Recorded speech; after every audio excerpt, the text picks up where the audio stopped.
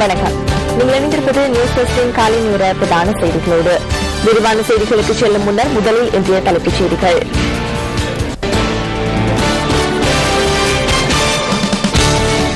ஒரு ராத்தல் பானின் விலை இன்று முதல் ₹3 அதிகரிக்கப்பட்டுள்ளது. ஐரோப்பிய பாராளுமன்ற உறுப்பினர்கள் குழு இன்று இலங்கைக்கு விஜயம். அல் கைதா அமைப்பினால் தடுத்து வைக்கப்பட்டிருந்த 73 ராணுவத்தினர் விடுதலை.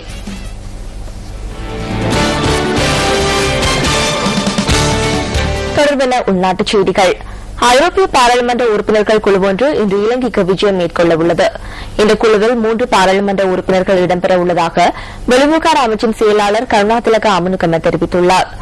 ஐரோப்பிய பாராளுமன்ற உறுப்பினர்கள் மே மாதம் 5ஆம் தேதி வரை இலங்கையில் தங்கியிருப்பார்கள் என அறிவிக்கப்பட்டுள்ளது.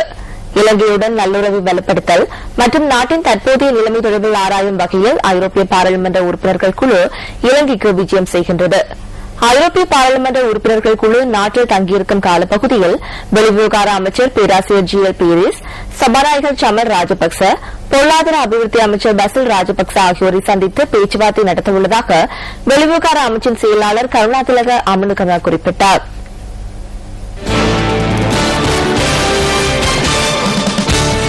யுத்த வெற்றி கொண்டாட்ட மாதம் இன்று ஆரம்பமாகின்றது. நாட்டிற்காக உயிர் தியாகம் செய்த ராணுவ வீரர்கள் மற்றும் அங்கவீனமடைந்த ராணுவ வீரர்களை கௌரவிக்கும் வகையில் இந்த மாதம் பிரகடனப்படுத்தப்பட்டுள்ளதாக ராணுவ ஊடக பேச்சாளர் பிரிகேடியர் ருவான் வாணிகசூரிய தெரிவித்துள்ளார். இதனை முன்னிட்டு நாடளாவிய ரீதியில் பல்வேறு நிகழ்வுகள் ஏற்பாடு செய்யப்பட்டுள்ளதாகவும் அவர் குறிப்பிட்டார். மனிதாபிமான நடவடிக்கைகளின் ஊடாக நாட்டின் சமாதானத்தை உறுதி செய்து மே மாதம் 19ஆம் தேதியுடன் 3 வருடங்கள் பூர்த்தியாகின்றன. யுத்த வெற்றி கொண்டாட்டத்தின் பிரதான நிகழ்வு கொழும்பில் ஜனாதிபதி மஹிந்த ராஜபக்ச தலைமையில் எதிர்வரும் 19ஆம் தேதி நடைபெறவுள்ளதாக ராணுவ ஊடக பேச்சாளர் பிரிகேடியர் ருவான் வாணிகசூரிய கூறினார்.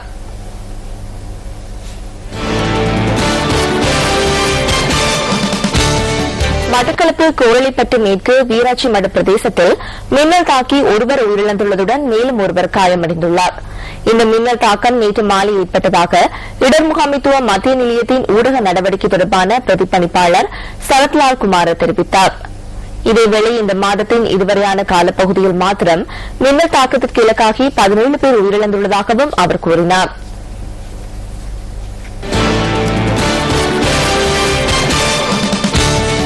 ஒரு ராத்தல் பானின் விலை இன்று முதல் ₹3 அதிகரிக்கப்பட்டுள்ளது.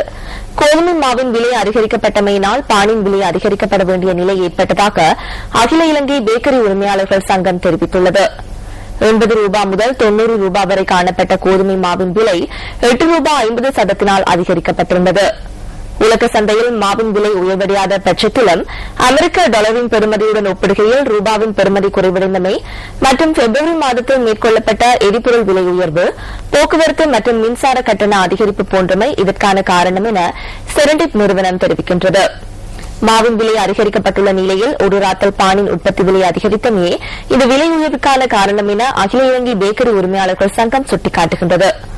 இதன் பிரகாரம் 450 கிராம் எடையுடைய ஒரு ராத்தல் பானின் விலை இன்று முதல் ₹3 உயர்வடைகின்றமை குறிப்பிடத்தக்கது.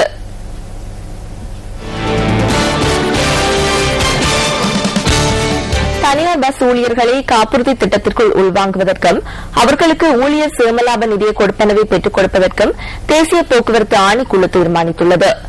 வீதி அனுமதி பத்திரங்களை விநியோகிக்கும் போது நிபந்தனையாக இந்த தீர்மானத்தை முன்வைக்க உள்ளதாக ஆணைக்குழுவின் தலைவர் ரோஷான் குணவர்த்தன தெரிவித்துள்ளார்.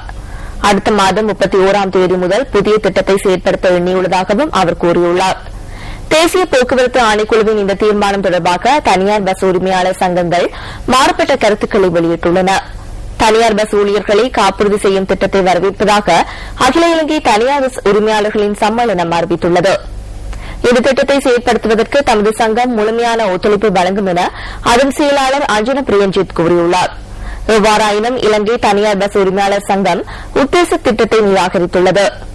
பஸ் ஊழியர்களை காப்புறுதி செய்து அவர்களுக்கு ஊழியர் சேமலாப நிதிய கொடுப்பனவுகளை பெற்றுக் கொடுப்பதற்கான இயலுமை பஸ் உரிமையாளர்களுக்கு கிடையாது என சங்கத்தின் தலைவர் ஹெமனு விஜயரத்ன கூறியுள்ளார். இந்த விடயத்தில் பஸ் சங்கங்களை கட்டாயப்படுத்துவதற்கான அதிகாரம் தேசிய போக்குவரத்து ஆணைக்குழுவிற்கு கிடையாது என அவர் தெரிவித்துள்ளார். இதேவேளை தனியார் பஸ் ஊழியர்களை காப்புறுதி செய்து அவர்களுக்கு ஊழியர் சேமலாப நிதிய கொடுப்பனவை பெற்றுக் கொடுக்கும் நடவடிக்கை வரவேற்கத்தக்கது என மாகாணங்களுக்கிடையே சேவையில் ஈடுபடும் பஸ் உரிமையாளர்கள் சங்கத்தின் தலைவர் சரத் விஜிதகுமார குறிப்பிட்டுள்ளார். இலங்கை மத்திய வங்கி வெளியிட்டுள்ள வெளிநாட்டு நாணயங்களுக்கான கொள்வனவு மற்றும் விற்பனை விலைகளின் விவரங்களை தரும் பிஸ்வஸ் தொகுப்பு அடுத்து.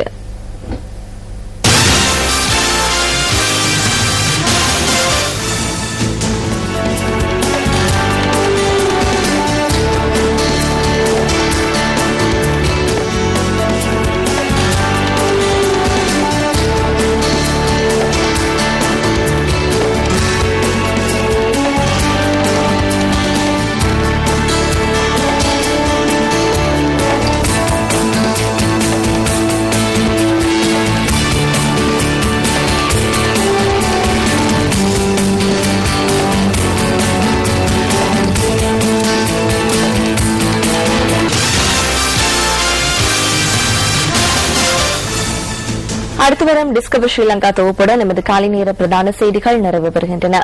வழமைப்போல் நமது மணித்தாள் செய்திகளை 10:25க்கும் நமது மதிய நேர பிரதான செய்திகளை பிற்பகல் 1 மணிக்கும் எதிர்பாருங்கள். வணக்கம்.